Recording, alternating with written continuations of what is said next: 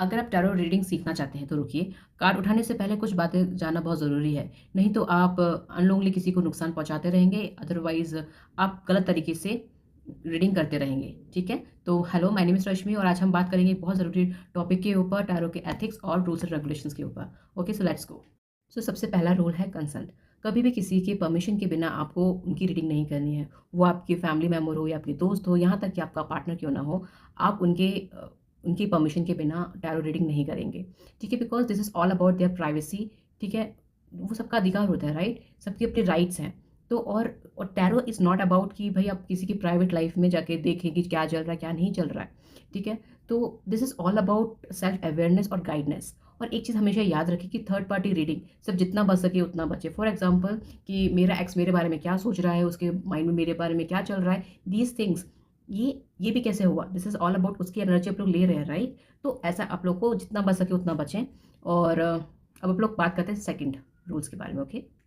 मैंने आपको पिछले वीडियो में भी बताया था कि टैरो एक गाइडेंस और सेल्फ अवेयरनेस और सेल्फ रिफ्लेक्शन टूल है, ठीक है? Is not a prediction one, कि आप लोग किसी की भविष्यवाणी नहीं बता सकते, वी कैन गाइड देम। तो सेम थिंग कि जो टैरो है वो एक पॉसिबिलिटीज़ है, आप लोग 2 चीज़ 3 चीज़ या 4 चीज़ की पॉसिबिलिटीज़ दे सकते हैं। तो हमेशा याद रखें कि किसी की डेथ, किसी की बीमारी, ठीक है? और किसी को डरावनी प्रेडिक्शंस मत दो।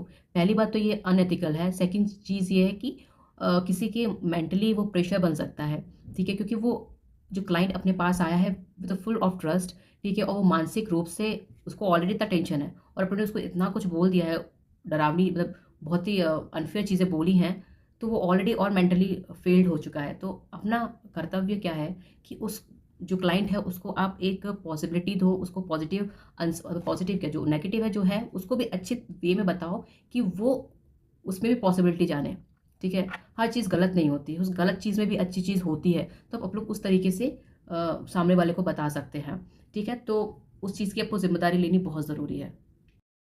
टैरो कभी डॉक्टर, लॉयर या फाइनेंस एडवाइज़र की जगह नहीं ले सकता। अगर आपसे कोई पूछे, "क्या मैं ये दवाई ले सकता हूँ?" तो आप साफ आंसर दीजिए कि ये क्वेश्चन आप डॉक्टर से पूछिए। क्यों? क्योंकि वो एक्सपर्ट है इस चीज़ों में। वी आर टैरो रीडर और हमारे पास एक ज़िम्मेदारी है टू गाइड देम, ठीक है? We are not the god, so we have full responsibility to guide them with the right path. Okay? And last fourth rule is respect your own boundaries. अपनी boundary बनाना सीखें। हर client आपके energy और time का हकदार नहीं होता।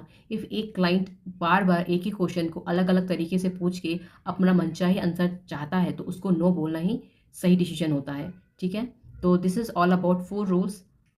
तो ये थे टैरो के कुछ